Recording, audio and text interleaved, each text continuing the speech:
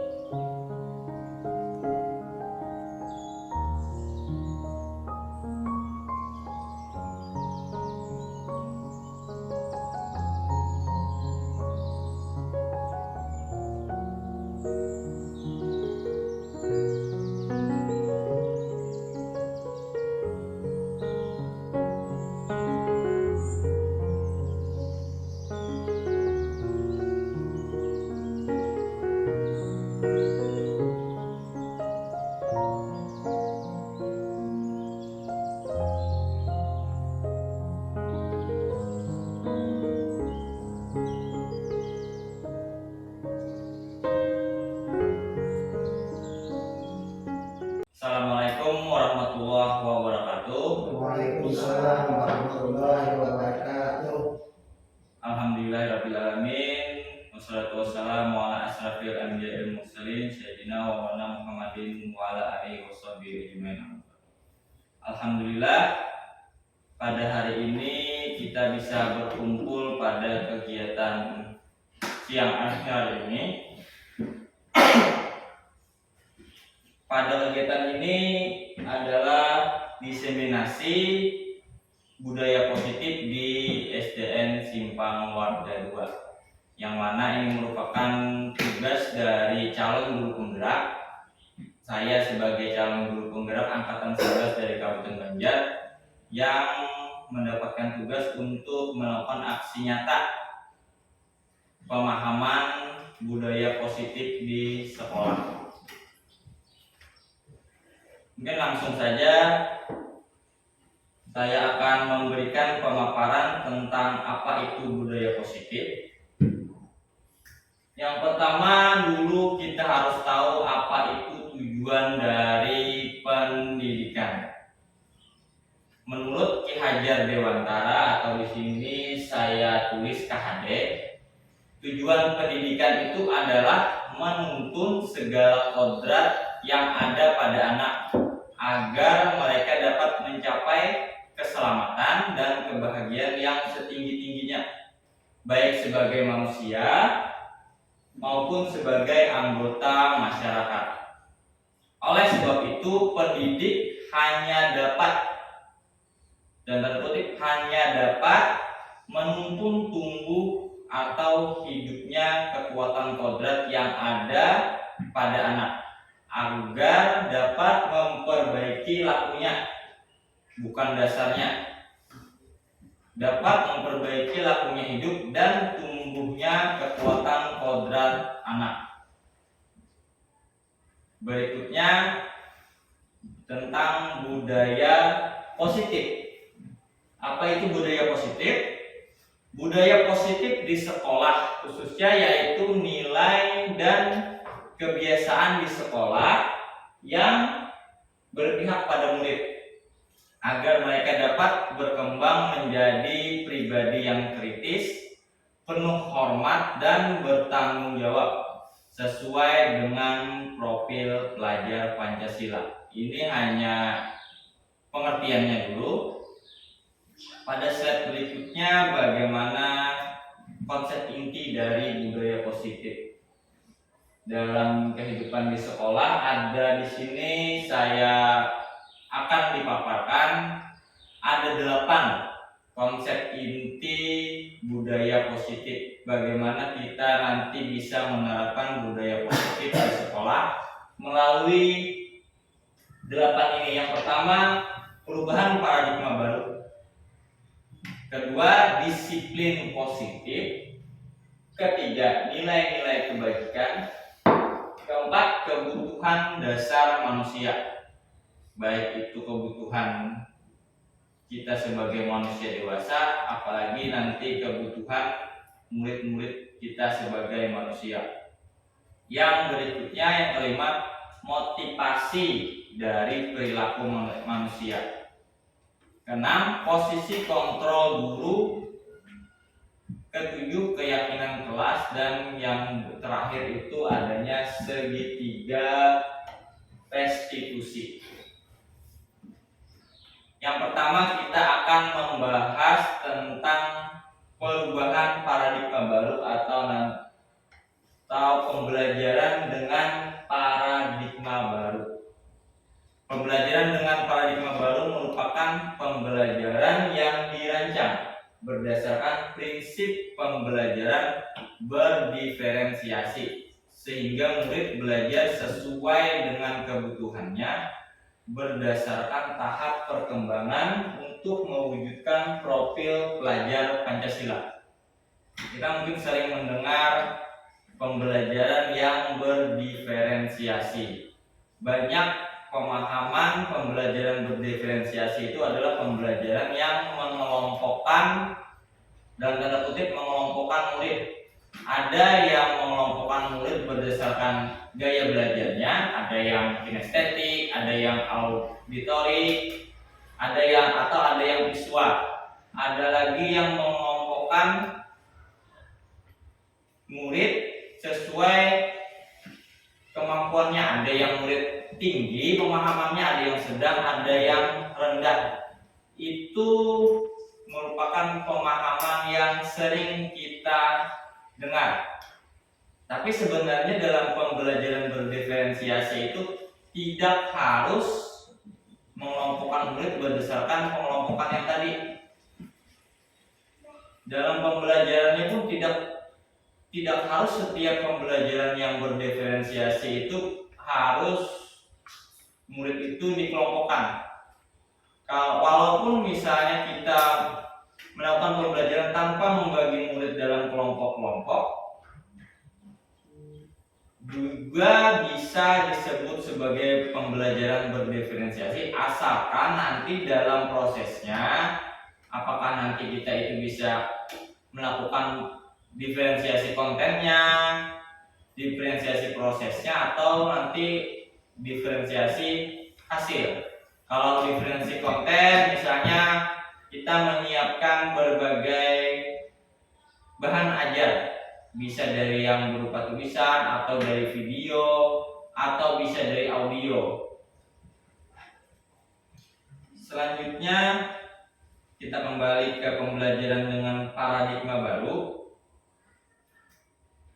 Di sini ada beberapa miskonsepsi atau kesalahpahaman tentang teori kontrol. Ada 4. Yang pertama, ilusi guru itu mengontrol murid. Kebanyakannya ada yang memahami guru itu mengontrol murid. Sebenarnya dalam pemahaman dan pengertian pendidikan menurut Ki Hajar Dewantara, guru itu tidak dapat mengontrol murid. Anak murid itu diibaratkan, kalau menurut Ki Hajar Dewantara itu diibaratkan seperti, guru itu diibaratkan seperti petani. Jadi anak murid itu padinya. Petani tidak bisa menginginkan padi, kalau menanam padi ini, misalnya padinya jenisnya siam, petani tidak bisa mengubah padi itu menjadi pohon lain atau jenis lain. Miskonsepsi tentang teori kontrol yang kedua yaitu ilusi bahwa semua penguatan positif efektif dan bermanfaat. mungkin ada banyak yang berpendapat bahwa penguatan yang positif itu selalu berefektif dan bermanfaat. Misalnya kita kalau meminta anak supaya dia rajin memberikan hadiah atau memberi makanan atau uang dan sebagainya, memberikan reward lah. Itu di awal-awal mungkin berhasil, tapi nanti hal tersebut bisa menyebabkan anak ketergantungan. Akhirnya kalau tidak diberikan lagi, anak tidak lagi mau melakukan hal tersebut. Miskonsepsi yang ketiga, ilusi bahwa kritik dan membuat orang merasa bersalah dapat menguatkan karakter. Di sini khususnya misalnya kita kepada siswa. Misalnya siswa membuat kesalahan, kritik dan membuat orang merasa bersalah dapat menguatkan karakter. Nanti kita bahas di slide selanjutnya. Yang keempat, ilusi bahwa orang dewasa melihat untuk memaksa. Nah, di sini mungkin supaya terlihat. Nah, ya. Ilusi guru mengontrol murid. Pada dasarnya kita tidak dapat memaksa murid untuk membuat sesuatu jikalau murid tersebut memilih untuk tidak melakukannya. Jadi guru itu sebenarnya tidak bisa mengontrol murid. Kalau muridnya hendak ini, kita suruh ini, mungkin waktu kita suruh dia mau, tapi ke depannya dia mungkin tidak mau lagi melakukannya. Yang kedua tadi, ilusi bahwa semua penguatan positif efektif dan bermanfaat. Penguatan positif atau bujukan adalah bentuk kontrol. Segala usaha yang mempengaruhi murid agar mengulangi suatu perilaku tertentu adalah suatu usaha untuk mengontrol murid tersebut. Dalam jangka waktu tertentu, kemungkinan murid tersebut akan menyadarinya dan mencoba untuk menolak bujukan kita, atau bisa jadi murid tersebut menjadi tergantung pada pendapat sang guru untuk berusaha. Contohnya tadi kalau kita memberi hadiah, mungkin yang pertama efektif, berikutnya akhirnya tidak efektif lagi. Ketiga, ilusi bahwa kritik dan membuat orang merasa bersalah dapat menguatkan karakter. Menggunakan kritik dan rasa bersalah untuk mengontrol murid menuju pada identitas gagal. Mereka belajar untuk merasa buruk tentang diri mereka. Mereka mengembangkan dialog diri yang negatif. Kadangkala sulit bagi guru untuk mengidentifikasi bahwa mereka sedang melakukan perilaku ini, karena seringkali guru cukup menggunakan suara halus untuk menyampaikan pesan negatif. Misalnya ada anak yang nakal, baru dilihat aja tuh tandanya. Atau ada anak yang nakal kita sariki, itu salah satu yang tidak bagus. Oke, kita lanjutkan saja ke slide selanjutnya. Perubahan paradigma stimulus respon ke pendekatan teori kontrol. Sini ada tabel, yang sebelah kiri itu stimulus respon, yang sebelah kanan teori kontrolnya. Yang stimulus respon realitas atau kebutuhan kita itu sama. Kalau menurut teori kontrol, kebutuhan orang itu berbeda-beda. Si A, si B, si C itu berbeda-beda. Yang kedua, semua orang melihat hal yang sama. Sedangkan menurut teori kontrol, setiap orang itu memiliki gambaran berbeda. Selanjutnya kita mencoba mengubah orang agar berpendapat sama dengan kita, berpandangan sama dengan kita. Kalau menurut teori kontrol, kita itu berusaha memahami pandangan orang lain tentang dunia. Keempat, perilaku buruk dilihat sebagai suatu kesalahan. Kalau menurut teori kontrol, semua perilaku itu memiliki tujuan.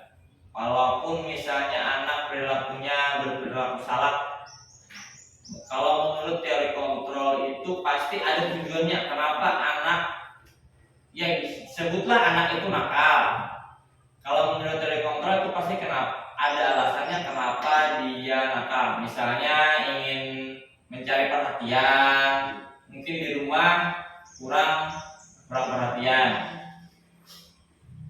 Stimulus respon yang berikutnya, orang lain bisa mengontrol saya. Kalau menurut teori kontrol, hanya Anda atau kita sendiri yang dapat mengontrol diri. Jadi kita itu sebenarnya tidak bisa dikontrol oleh orang lain. Kita juga yang inginnya yang mengontrol diri sendiri. Berikutnya, saya bisa mengontrol orang lain. Kalau menurut teori kontrol itu kita tidak bisa mengontrol orang lain. Ini berhubungan dengan yang sebelumnya tadi.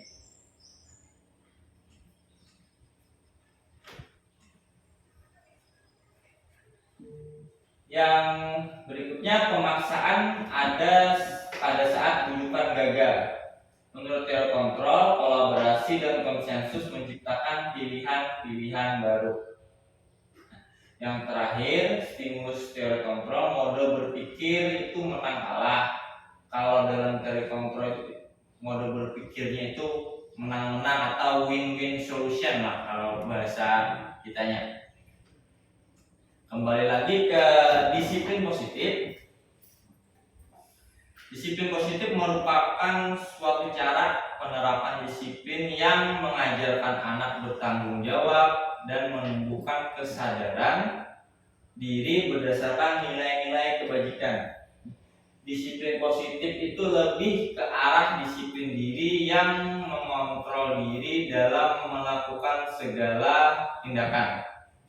Disiplin diri dapat membuat murid memahami dan menyadari berdasarkan motivasi internal, bukan akibat paksaan, ujian ataupun hukuman.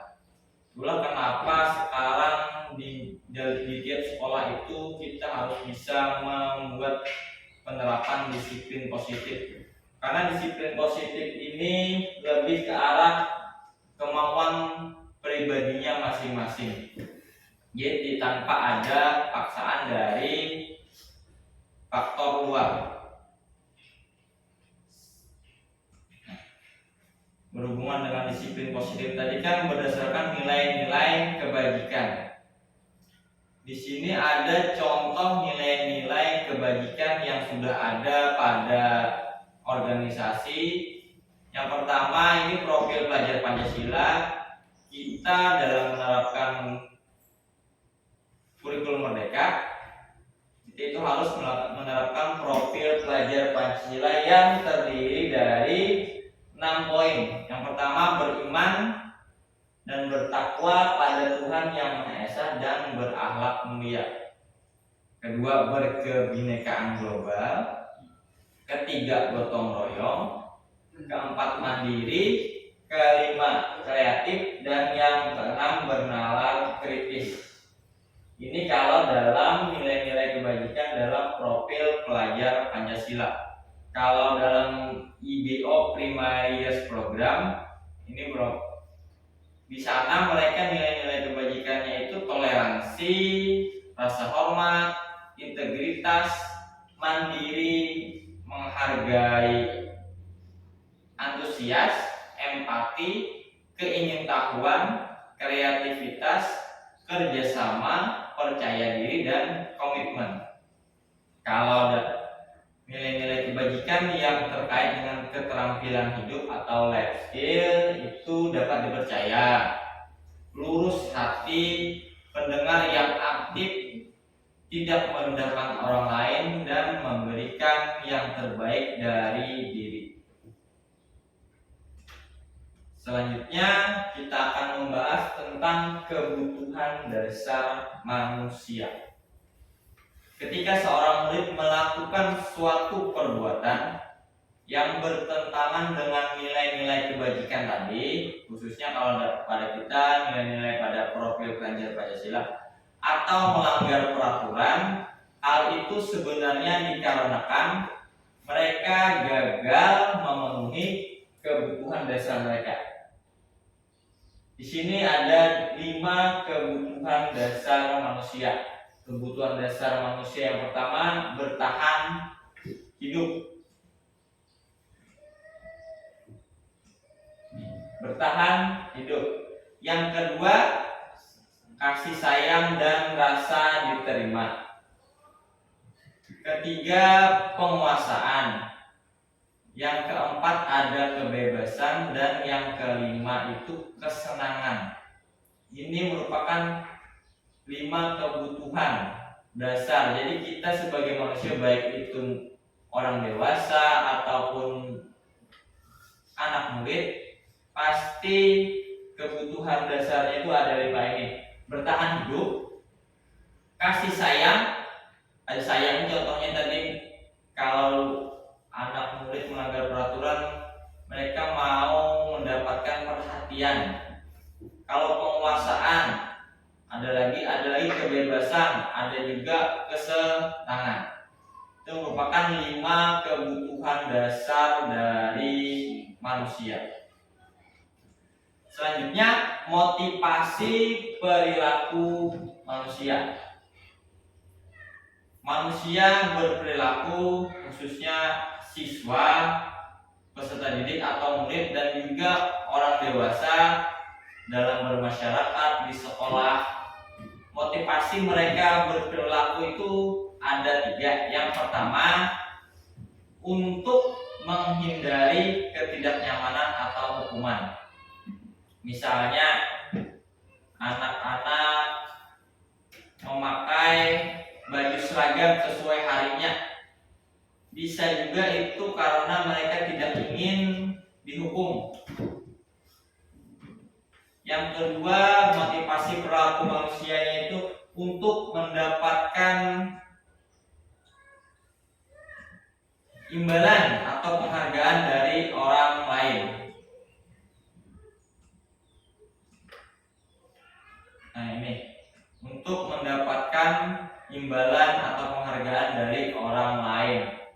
Imbalan ini tidak hanya berupa uang, pengakuan pun itu termasuk mendapatkan imbalan atau penghargaan.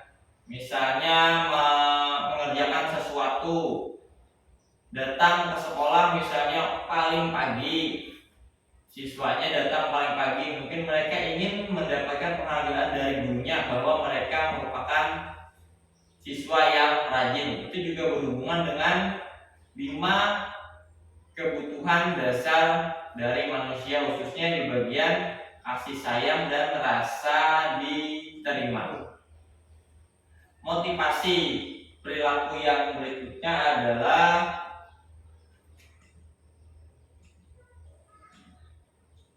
yang untuk menjadi orang yang mereka inginkan dan menghargai diri sendiri dengan nilai-nilai yang mereka percaya. Kalau yang nomor 1 dan nomor 2 ini motivasinya itu merupakan motivasi yang berasal dari luar atau ekstrinsik. Kalau yang keduanya ini ekstrinsik. Kalau yang terakhir, kalau yang ketiga ini merupakan motivasi yang berasal dari dalam diri atau motivasi yang berasal intrinsiknya. Selanjutnya kita akan membahas tentang hukuman, konsekuensi, dan restitusi. Dari ketiga ini terdapat perbedaan. Kalau hukuman itu tidak terencana atau tiba-tiba. Murid tidak tahu apa yang akan terjadi, bersifat satu arah, dan hukuman berupa hukuman fisik atau psikis. Kalau konsekuensi ini terencana, disepakati sesuai peraturan. Konsekuensi ini salah satunya murid tetap dibuat tidak nyaman. Dan yang ketiga, sikap guru selalu memonitor murid. Sedangkan restitusi ini proses menciptakan kondisi bagi murid untuk memperbaiki kesalahannya. Proses kolaboratif yang mengajarkan murid untuk mencari solusi sendiri. Nah, di slide selanjutnya ini ada 3, 4, 5, 6, ada 7.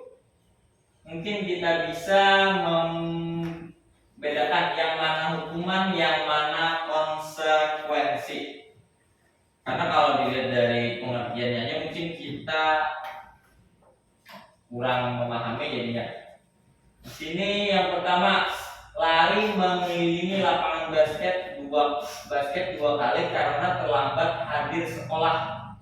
Kira-kira ini Bapak Ibu termasuk hukuman atau konsekuensi? Menurut Ian, lari mengelilingi lapangan basket karena terlambat hadir di sekolah. Hukuman. Yang kedua, membersihkan coretan yang dibuatnya di meja tulis. Anak-anak mencoret meja. Dia membersihkan coretan yang dibuatnya. Termasuk hukuman kah, konsekuensi kah? Hukuman. Ini tadi hukuman yang pertama. Yang ini hukuman. Yang ini yang kedua. Kita ciri huruf K aja lah. Yang ketiga, murid diminta untuk push up 15 kali karena tidak menggunakan masker di sekolah. Hukuman. Yang keempat, menggantikan kertas tugas teman yang telah dicoret-coret. Hukuman kah, konsekuensi? Hak apakah? Hak. Ada yang H, ada yang K. Ini ragu-ragu lagi. Berikutnya, berjemur di lapangan basket pukul 12 siang karena mengobrol dengan teman. Ini bulat hukuman. Yang berikutnya, murid diminta bertelanjang kaki sepanjang hari karena tidak menggunakan sepatu warna hitam sesuai peraturan sekolah. Hukuman. Yang terakhir, berdiri di depan kelas sambil mengangkat kaki satu karena tidak bisa menjawab pertanyaan. Hukuman. Berarti yang pertama, lari mengelilingi lapangan basket 2 kali karena terlambat, itu hukuman. Membersihkan coretan yang dibuat di meja tulis, konsekuensi. Murid diminta push up 15 kali karena tidak menggunakan masker, hukuman. Menggantikan kertas tugas teman yang telah dicoret-coret. Ini masih bingung, ada yang hukuman, ada yang konsekuensi. Sekarang kita lihat jawabannya. Nah, yang pertama, lari mengelilingi lapangan basket karena terlambat hadir di sekolah, itu hukuman.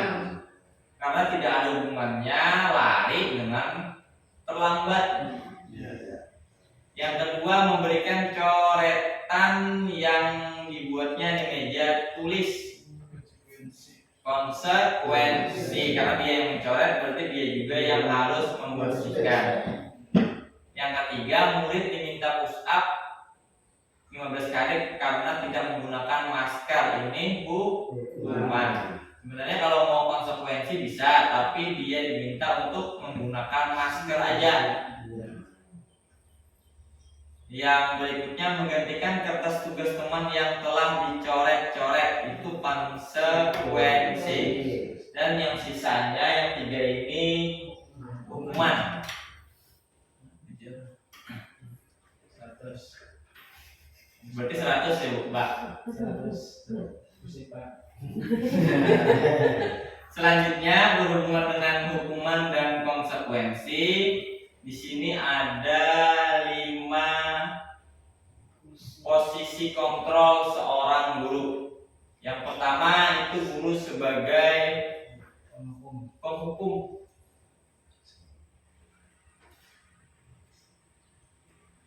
Guru itu sebagai penghukum. Nah ini. Ada lagi guru itu sebagai pembuat terasa bersalah. Ada lagi juga guru sebagai seorang teman. Ada guru sebagai pemantau. Dan yang terakhir sebagai manajer. Dari kelima ini tentu yang lebih bagus, lebih baik itu adalah guru sebagai manajer. Sekarang kita lihat di sini ada posisi kontrol guru. Pertanyaan-pertanyaan misalnya ada anak murid yang membuat kesalahan. Kemudian gurunya berbicara, "Saya kecewa sekali dengan kamu." Nah, kalimat kecewa sekali itu akan membuat anak merasa bersalah. Jadi di sini guru disebutkan sebagai pembuat orang merasa bersalah. Ya, kalau yang berikutnya di sini misalnya guru berbicara, "Kamu tidak pernah benar melakukannya." Tidak hanya guru, mungkin bisa juga nanti di ranah pribadi atau di rumah, misalnya kepada anak atau kepada orang lain, "Kamu tidak pernah benar melakukannya." Ini merupakan salah satu posisi kontrol sebagai penghukum. Tadi kan ada yang sebagai penghukum, pembuat terasa bersalah, ada sebagai teman, ada pemantau, dan terakhir sebagai manajer. Kalau yang di sini, ayolah lakukan demi ibu atau demi bapak.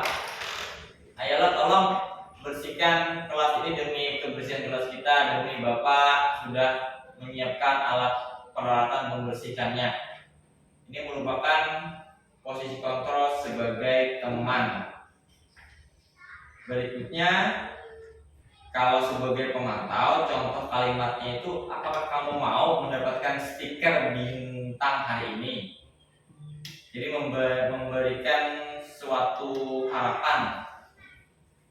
Nah, yang berikutnya posisi kontrol sebagai manajer. Ini merupakan posisi kontrol yang diharapkan bisa dimiliki oleh setiap guru.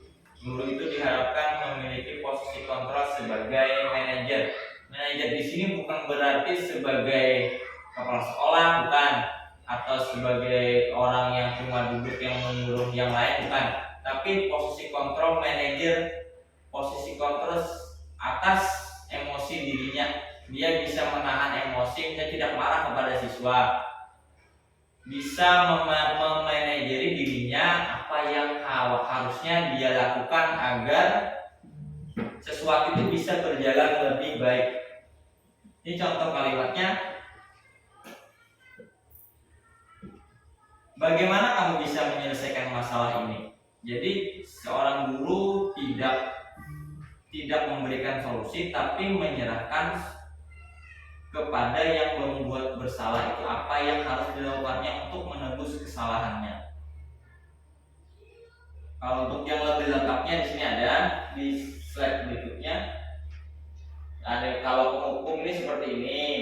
Guru berbuat menunjuk-nunjuk, menyakiti, menyindir, ini sebagai penghukum.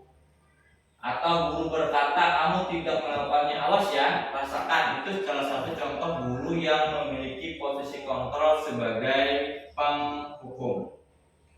Kalau yang lebih bagus itu guru itu hendaknya memiliki posisi kontrol sebagai manajer, jangan sebagai penghukum, jangan sebagai pembuat terasa bersalah.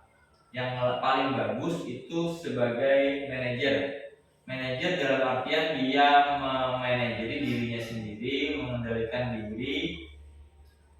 Perbuatannya di sini kalau posisi kontrol sebagai manajer mengajukan pertanyaan-pertanyaan. Berikutnya kalimat atau kata yang dikeluarkan, apa yang kita yakini, apa yang bisa kau kerjakan untuk memperbaiki masalah ini. Nanti di akhir mungkin akan saya perlihatkan bagaimana posisi kontrol seorang guru sebagai manajer yang terkait dengan penerapan segitiga restitusi. Slide selanjutnya, setelah kita memahami tentang posisi kontrol, berikutnya tentang keyakinan kelas. Mengapa keyakinan kelas? Mengapa bukan peraturan kelas? Kalau peraturan itu kan dibuat oleh salah satu pihak saja. Misalnya di sekolah peraturan sekolah itu yang membuat mungkin pihak guru atau kepala sekolah. Kalau keyakinan kelas itu disepakati oleh warga yang ada di situ, misalnya dalam kelas disepakati oleh siswa dan disepakati oleh guru. Nah, di sini ada pengertiannya. Keyakinan kelas adalah nilai-nilai kebajikan atau prinsip-prinsip universal yang disepakati bersama. Jadi intinya itu disepakati bersama. Keyakinan kelas disepakati bersama. Menurut Gorsen tahun 1998, suatu keyakinan akan lebih memotivasi seseorang dari dalam. Ini motivasi intrinsiknya. Seorang akan lebih bersemangat untuk menjalankan keyakinannya daripada hanya sekedar mengikuti peraturan. Di sini ada perbedaan tentang apa itu antara peraturan dan keyakinan kelas. Kalau peraturan itu misalnya selalu kembalikan buku ke tempatnya. Itu kalau peraturannya. Kalau kita membuat keyakinan kelas atau nilai kebajikan yang dituju itu adalah rasa tanggung jawab. Jadi misalnya keyakinan kelasnya bertanggung jawab. Jadi tidak hanya dia memberikan buku, nanti yang lain juga harus bertanggung jawab. Yang berikutnya, dilarang mengganggu orang lain. Kalau dalam keyakinan kelas itu kalimatnya juga harus kalimat yang bernada positif. Dilarang itu kan termasuk kalimat yang bisa dibilang ke negatif. Kalau dalam keyakinan kelas itu menghormati orang lain dan diri sendiri. Yang berikutnya, hadir dalam peraturan kelas, hadir di sekolah 15 menit sebelum pembelajaran dimulai. Kalau dalam keyakinan kelas, menghormati orang lain, komitmen pada tujuan atau berkomitmen. Yang berikutnya, dilarang melakukan kekerasan. Kalau dalam keyakinan kelas, kalimat-kalimat yang mesti dilarang ini biasanya diganti dengan kalimat yang lebih bernada positif. Yang tadi dilarang melakukan kekerasan dalam keyakinan kelas diubah menjadi keselamatan dan menghargai orang lain. Kalau berikutnya peraturannya dilarang menggunakan narkoba, jadi menjaga kesehatan. Nah, kalimatnya aja yang diubah. Sebenarnya kalau intinya sama aja loh, Pak. Dilarang menggunakan narkoba ini untuk menjaga kesehatan. Berikutnya peraturan, misalnya ada peraturan bergantian atau menunggu giliran. Kalau dalam peraturan keyakinan kelas itu menghormati orang lain dan kesabaran. Sama antara misalnya di sini gunakan masker sama dengan dilarang menggunakan narkoba, itu juga menjaga kesehatan dan keselamatan. Misalnya lagi peraturan jangan berlari di kelas atau koridor. Kalau dalam keyakinan kelas, kata jangan ini kita harus diubah. Berarti di sini menjadi menjaga keselamatan dan keamanan. Selanjutnya, bagaimana dari membentuk sebuah keyakinan kelas.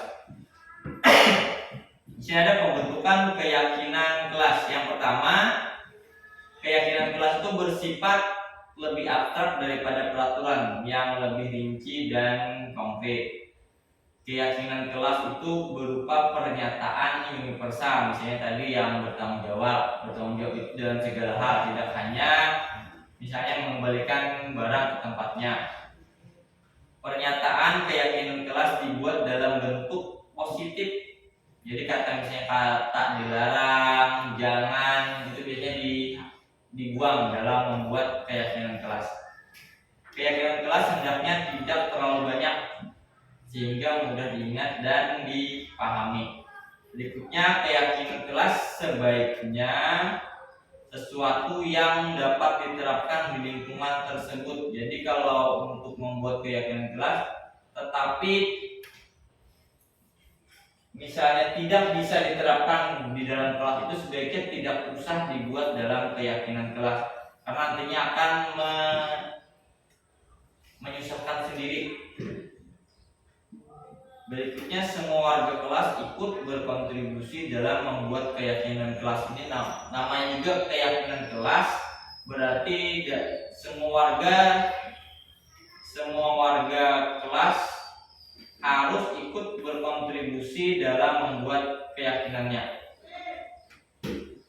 Yang terakhir, bersedia atau meninjau kembali keyakinan kelas dari waktu ke waktu.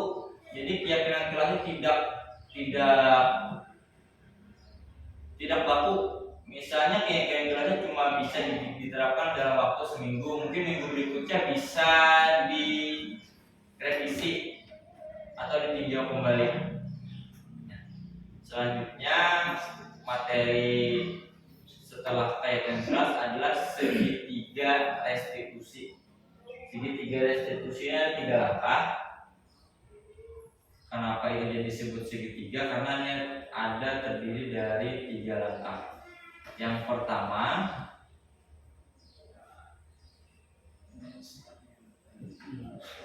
menstabilkan identitas. Yang kedua, validasi tindakan yang salah. Yang ketiga, menanyakan keyakinan. Nanti akan ulun jabarkan dari ketiga ini, menstabilkan identitas itu seperti apa, validasi tindakan yang salah itu seperti apa, menanyakan keyakinan itu seperti apa. Di akhir presentasi ini akan ulun tampilkan salah satu contoh penerapan segitiga restitusi terhadap pelanggaran atau kesalahan yang dilakukan oleh anak. Proses menciptakan kondisi bagi murid untuk memperbaiki kesalahan mereka sehingga mereka bisa kembali pada kelompok mereka dengan karakter yang lebih kuat. Ini merupakan apa itu yang disebut dengan segitiga restitusi.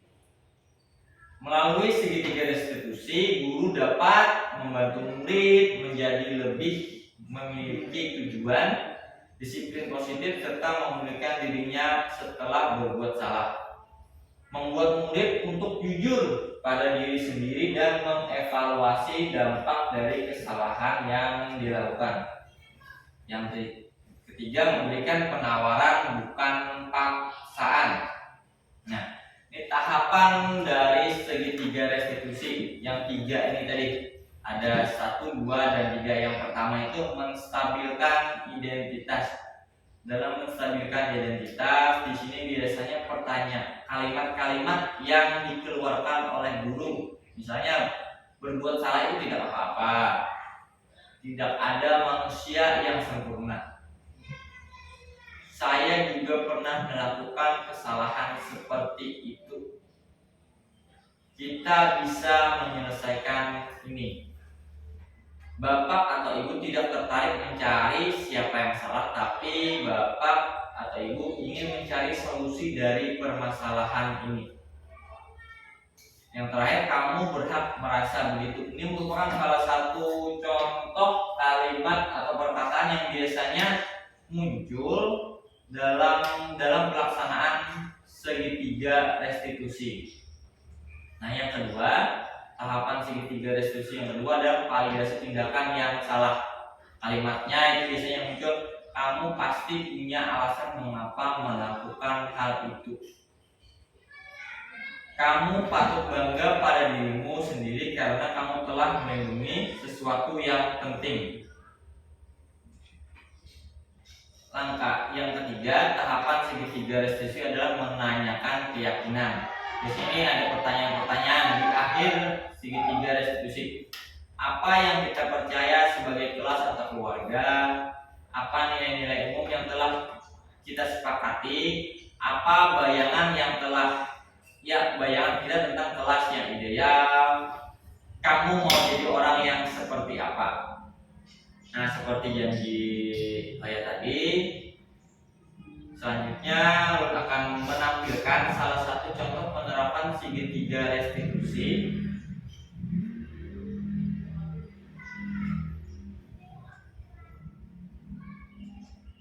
Mudah-mudahan ini bisa terdengar.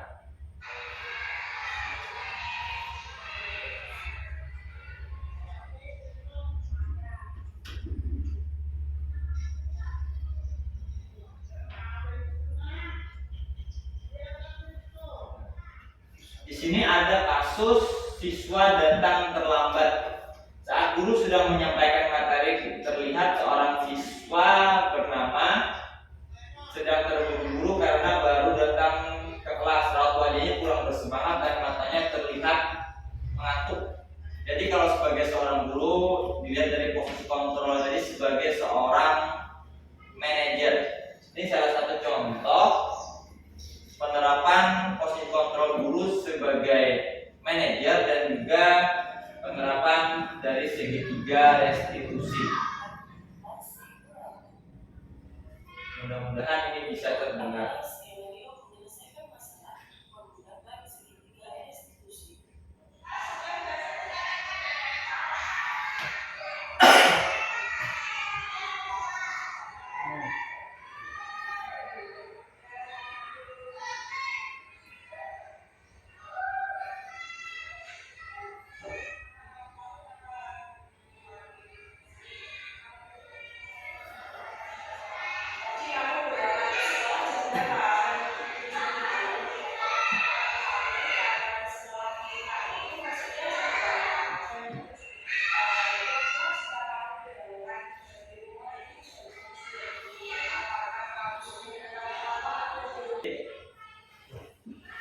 Demikian video yang diputarkan, dan setelah ini berarti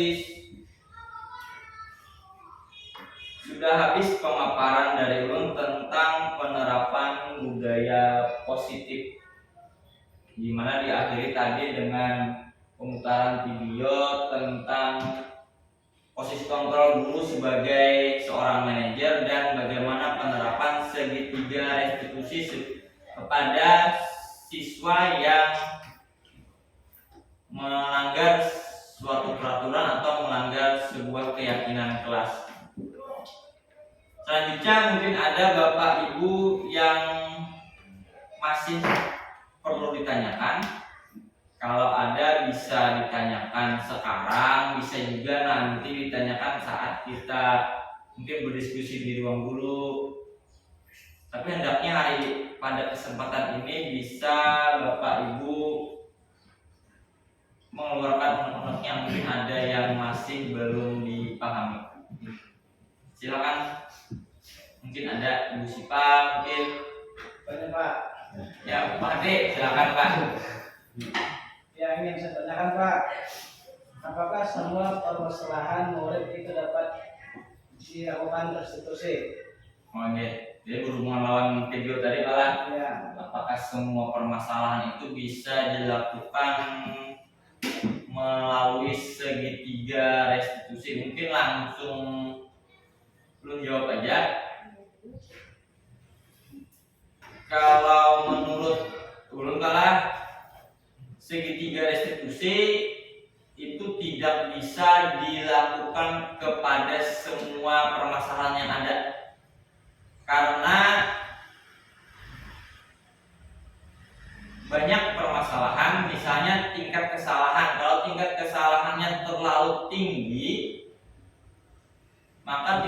kita tidak dapat melakukan melalui restitusi, karena restitusi itu kan tidak menyalahkan kayak di video tadi. Misalnya nanti tingkat kesalahannya sampai yang sangat fatal.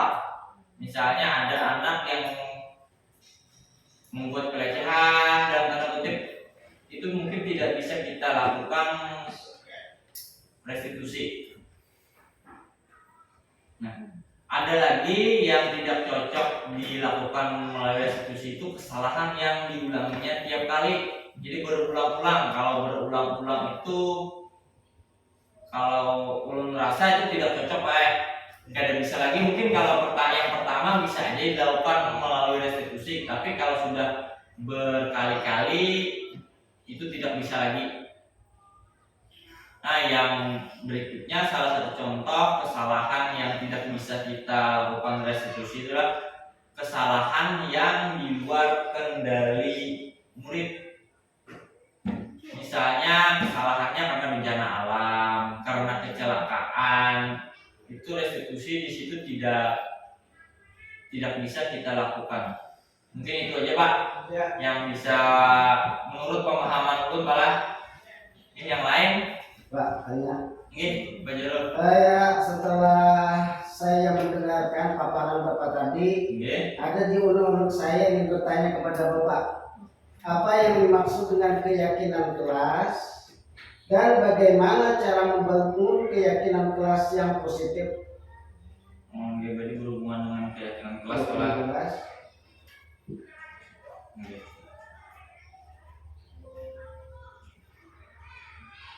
Di sini kalau untuk keyakinan kelas ada di slide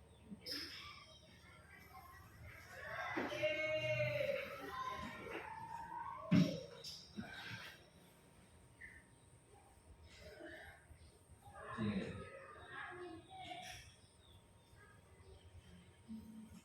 Nah, ini keyakinan kelas.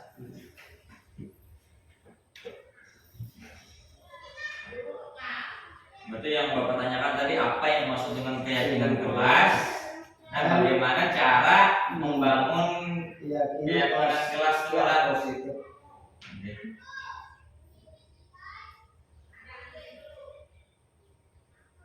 Oke, langsung saja ulun jawab. Keyakinan kelas itu adalah kesepakatan nilai atau norma yang dianut oleh anggota kelas. Untuk membangun keyakinan kelas yang positif, guru dapat melibatkan siswa dalam membuat keyakinan kelas. Jadi kalau dalam membuat keyakinan kelas tidak hanya guru aja yang menyebutkan. Paling guru nanti hanya memberikan satu keyakinan kelas sebagai pemancing. Sisanya, misalnya tadi keyakinan kelasnya berdoa sebelum pelajaran, itu aja yang disebutkan guru. Sisanya siswa yang menentukan keyakinan kelas mereka. Mungkin gitu aja, Pak. Iya. Untuk yang lain bagaimana? Apakah ada lagi yang ingin ditanyakan? Izin bertanya, Pak. Oke. Mengenai posisi kontrol guru, itu bagaimana posisi kontrol guru yang efektif dapat menciptakan budaya positif? Ini berhubungan dengan posisi kontrol guru tadi, yang di sini ya di slide 16. Nah, posisi kontrol guru itu ada 5. Ada sebagai penghukum, ada pembuat rasa bersalah, ada sebagai teman, ada sebagai pemantau, ada juga sebagai manajer. Posisi kontrol guru itu mengacu pada sejauh mana guru itu mengendalikan kelas, mengendalikan dirinya dalam mengambil suatu keputusan. Guru yang efektif itu memiliki kontrol yang seimbang, yaitu tidak terlalu keras, tidak terlalu tegas. Kalau dilihat dari 5 ini, sebenarnya posisi kontrol yang dapat menjadikan budaya positif itu adalah posisi kontrol sebagai manajer. Sebagaimana tadi yang seperti video yang telah ditampilkan. Karena ini yang paling bagus. Nanti misalnya kita menerapkan segitiga restitusi di mana kontrol sebagai seorang manajer, guru itu tidak menyalahkan siswa, tapi guru itu nanti menyerahkan kembali kepada siswa konsekuensinya apa, dia maunya apa sebagai balasan dari perilakunya yang berbuat salah. Mungkin itu aja, Bapak. Oke. Apakah ada lagi yang perlu kita Bapak Ibu tanyakan atau di sini sudah cukup? Mungkin kalau tidak ada lagi pertanyaan atau nanti setelah ini ada pertanyaan bisa kita diskusikan lagi di luar forum ini. Sebelumnya saya ucapkan terima kasih Bapak Ibu guru sudah berkenan dapat berkumpul di forum ini. Sebelum menutup kegiatan ini, saya ucapkan terima kasih dan saya akhiri dengan ucapan Wassalamualaikum warahmatullahi wabarakatuh. Waalaikumsalam warahmatullahi wabarakatuh. Terima kasih telah menyaksikan video dari saya. Wassalamualaikum warahmatullahi wabarakatuh.